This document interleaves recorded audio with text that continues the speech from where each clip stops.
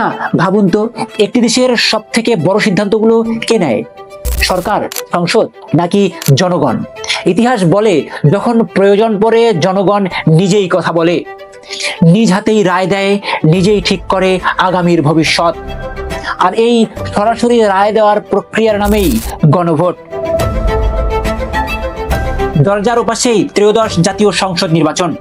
এই নির্বাচনে জনগণ তাদের প্রতিনিধি নির্বাচনের পাশাপাশি গণভোটে রায় দেবে একটি স্বপ্নের।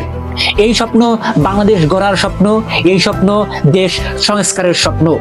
আর সেই স্বপ্নকে বাস্তবায়ন করতেই গণভোটের আয়োজন করা হয়েছে। 1977 সালে জিয়াউর রহমানের আমলে দেশে প্রথম গণভোট অনুষ্ঠিত হয়। এরপর আরো 2 বার গণভোটের মাধ্যমে জনগণের রায় জনগণ নিজেই দিয়েছে। আবারও চতুর্থবারের মতো 12ই ফেব্রুয়ারি জনগণ গণভোটে অংশগ্রহণ করবে।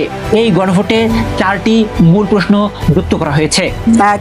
নির্বাচনকালীন তত্ত্বাবধায়ক সরকার, নির্বাচন কমিশন এবং অন্যান্য সাংবিধানিক প্রতিষ্ঠান জুলাই সনদে বর্ণিত প্রক্রিয়ার আলোকে গঠন করা হবে। 2.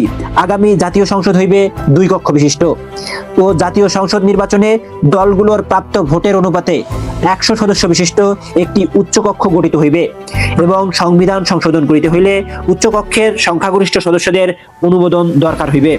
সংসদের নারী প্রতিনিধি বৃদ্ধি, বিরোধী দল হইতে ডেপুটি স্পিকার ও সংসদীয় কমিটির সভাপতি নির্বাচন, মৌলিক অধিকার, বিচার বিভাগের স্বাধীনতা, স্থানীয় সরকার, প্রধানমন্ত্রীর মেয়াদ, রাষ্ট্রপতির ক্ষমতাসহ তফসিলে বর্ণিত যে 30টি বিষয়ে জুলাই জাতীয় সনদে একমত হয়েছে সেগুলো বাস্তবায়ন জাতীয় সংসদ নিশ্চিত করিতে বিজয়ী রাজনৈতিক দলগুলো বাধ্য থাকিবে।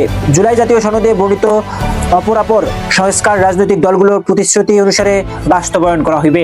এই 4টি বিষয়কে নিয়েই তৈরি হয়েছে গণভোটের কাঠামো। এটি শুধু রাজনৈতিক সিদ্ধান্ত নয়, এটি হলো দেশের শাসন ব্যবস্থা, ক্ষমতার ভারসাম্য এবং ভবিষ্যৎ গণতান্ত্রিক কাঠামো নির্ধারণের একটি ঐতিহাসিক মুহূর্ত। আপনার দেওয়া হা কিংবা না ভোটেই নির্ধারিত হবে আগামীর বাংলাদেশ কোন পথে যাবে। 47, 71 আর 2024-এ যেই বাংলাদেশ গড়ার স্বপ্ন আপনি দেখেছেন, সেই বাংলাদেশ বিনির্মাণে গণভোটে অংশ নিন।